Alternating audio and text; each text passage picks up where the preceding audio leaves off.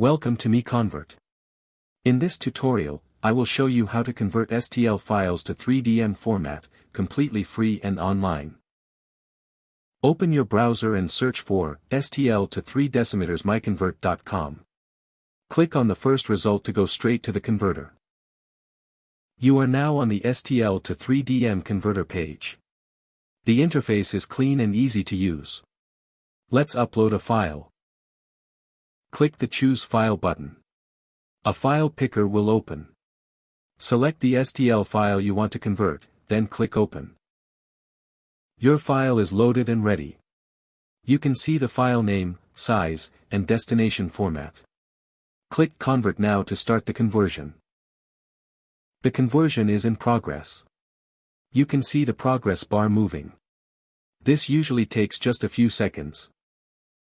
Done. Your file has been successfully converted. Click Download to save the 3DM file to your computer. That's it. Visit MiConvert.com for more free conversion tools. Subscribe for more tutorials. Thanks for watching.